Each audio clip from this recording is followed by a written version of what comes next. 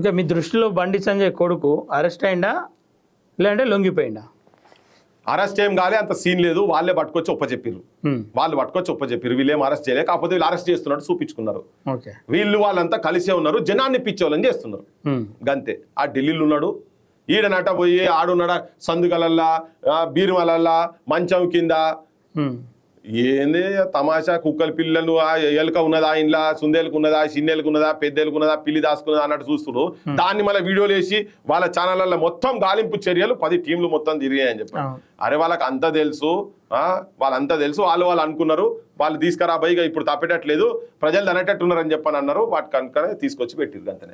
ఈ కేసులో న్యాయం జరుగుతుందని భావిస్తున్నారా? చూద్దాం ప్రజలు ఎంతవరకు అయితే ఒత్తిడి తీసుకొస్తారో. ఇప్పటికీ కూడా దీన్ని కింది మీద చేసే ప్రయత్నం జరుగుతుంది, కానీ ప్రజలు తిరగబడుతున్నారని మళ్ళీ ఇంకొక కేసు, ఇప్పుడు మళ్ళీ ఇంకో సెక్షన్స్ కొన్ని ఆల్టర్ అయినాయని చెప్పి తెలిసింది.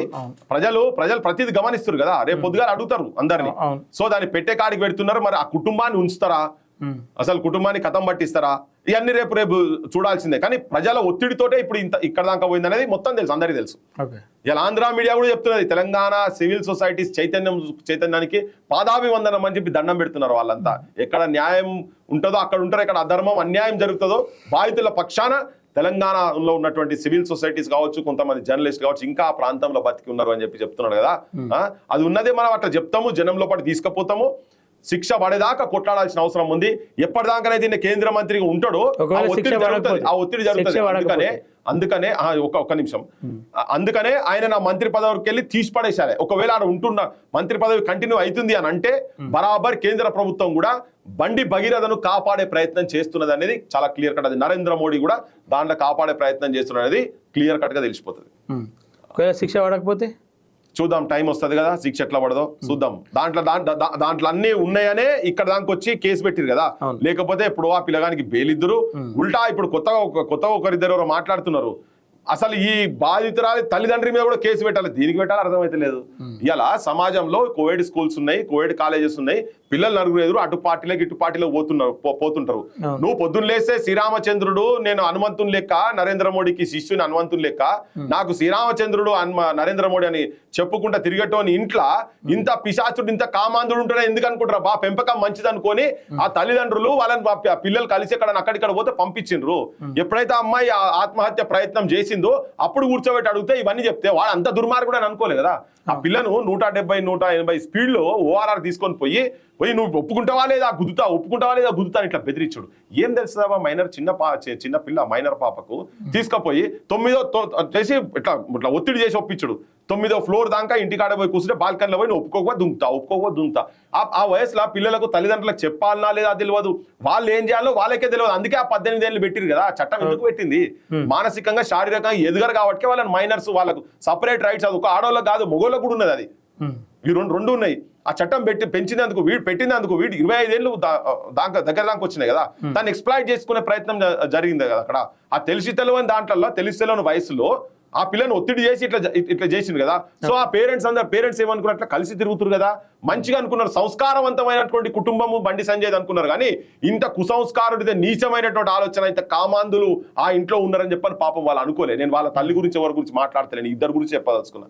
బండి సంజయ్ కొడుకు గురించి ఇద్దరు గురించి చెప్తున్నా. ఈయన కూడా దాని పాత్రధారి. ఎట్లా అంటే అది ఎంకరేజ్ చేసిండు కాబట్టి పాత్రధారి.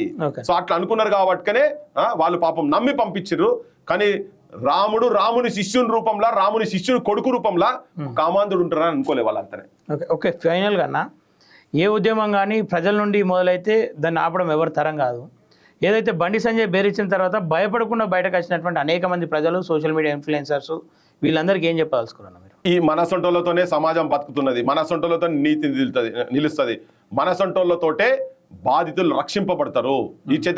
ఈ పోరాటంలో ఒకరిద్దరు చచ్చిపోతారు కావచ్చు, బండి సంజయ్ అంటూ ఎవరైనా సంపించే ప్రయత్నం చేస్తారు కావచ్చు, అంత సులభం కూడా ఏం కాదు ఆయనకు.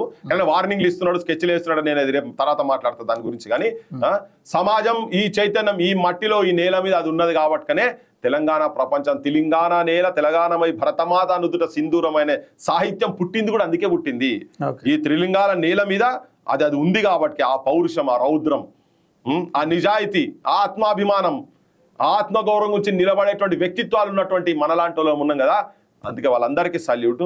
సమాజంలో తెలంగాణ సమాజంలో దానికి గొడ్డు పోదు, ఎంతమంది చచ్చిపోయినా మళ్ళీ కొత్తగా పుడుతూనే ఉంటారు ఇటువంటి వాళ్ళు. ఇది చెందిన సమాజాన్ని చెప్పదలుచుకున్నాం. ఓకే, ఫైనల్గా కుటుంబానికి ఎట్లాంటి భరోసా ఇవ్వగలుగుతారు? బరాబర్ ఎంబడున్నాం, తెలంగాణ సమాజం ఎంబడున్నారు. కొందరు మనసొంటలో బయటకు వచ్చి మాట్లాడుతున్నాం, కొందరు మాట్లాడకుండా మౌనంగా వాళ్ళు మీ ఎంబడున్నారు. అవకాశం వచ్చినప్పుడు చూపిస్తారు వాళ్ళు. కరీంనగర్ ప్రజలు ఇప్పుడు రెడీగా ఉంటారు. అవకాశం వచ్చినప్పుడు కరీంనగర్ ప్రజలు చూపిస్తారు ఎవరు నిజమైన రాముని సంతతి, ఎవరు నిజమైన ఆంజనేయుని సంతతి.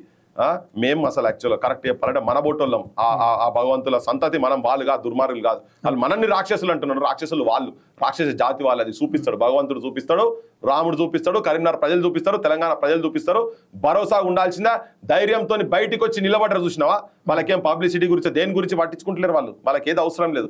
బిడ్డకు న్యాయం జరగాలి, బిడ్డను రక్షించుకోవాలి, దట్స్ ఇట్, అంతనే. అది ఒకటే పందాతో పోతున్నారు వాళ్ళు. ఎంబడి మన బోటోళ్ళం అందరం, నా బోటోళ్ళం. క్రాంతి దళగా పృథ్వీరాజ్ కూడా ఎప్పటికీ ఉంటాడు, వాళ్ళు ఎంబడి ఉంటాడు. వాళ్ళు ఎక్కడ దాకా పోతే అక్కడ దాకా ఉంటాడు. వాళ్ళు ఆగిన కాడికి అవసరమైతే ధైర్యమై ముందుకు తీసుకుపోతారని చెప్పదలుచుకున్నాను నేను, అంతనే.